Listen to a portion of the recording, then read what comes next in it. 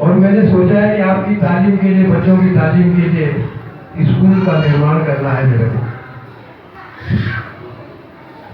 उसमें ये नहीं सोचना कि मैं कोई आपसे चंदा मांगूंगा कि भाई उसके लिए तो नहीं। ये मेरा धर्म है कि एक ऐसा स्कूल हो जहां हमारे बच्चे पढ़े, जहां हमारे बच्चों को पढ़ाने वाले मास्टर भी हमारे धर्म के हो,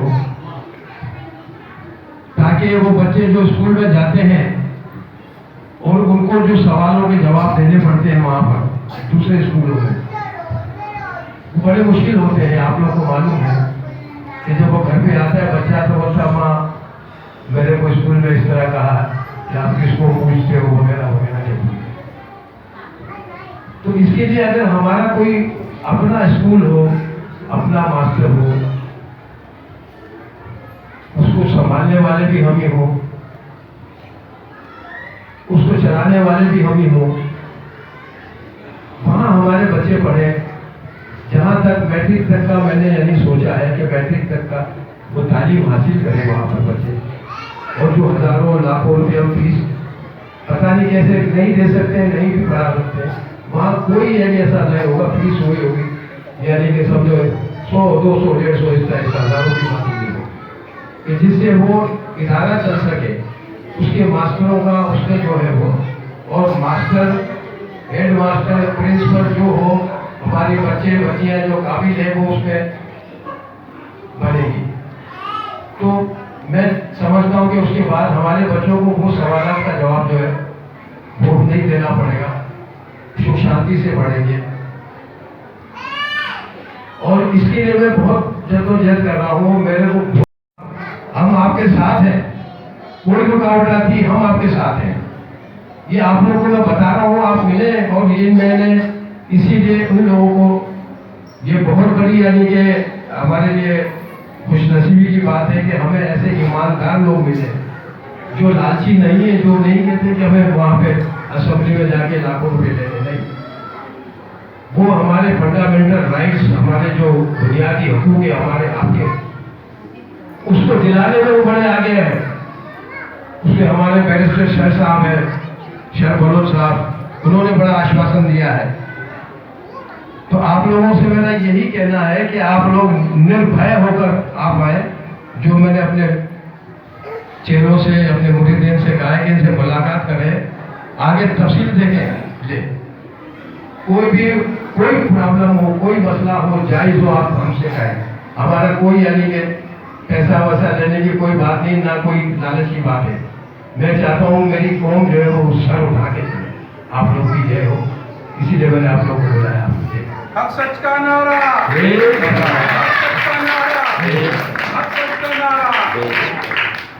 मैंने इसीलिए यानी कि ज्वाइन किया है कि आप लोग को यानी कि ऐसा नहीं कि पीछे ये ऐसे हुर लोग हैं, उन्होंने कहा बाबा आप शुरू हो जाओ।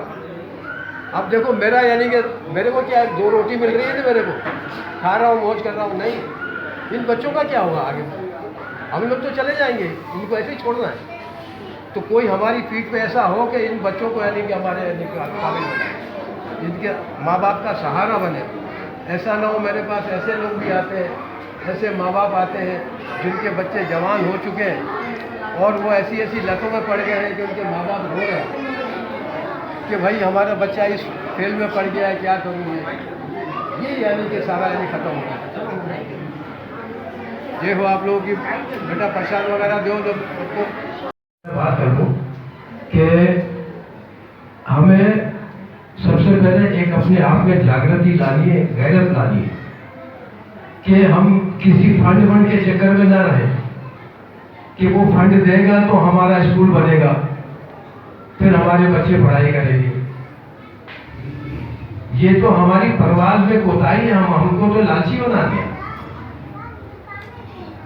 कि वो इकबाल ने कहा है किसी बच्चे के ताई लाहूती उस रिज्क से मौत आती, जिस रिज्क से आती हो परवाज में कोताही।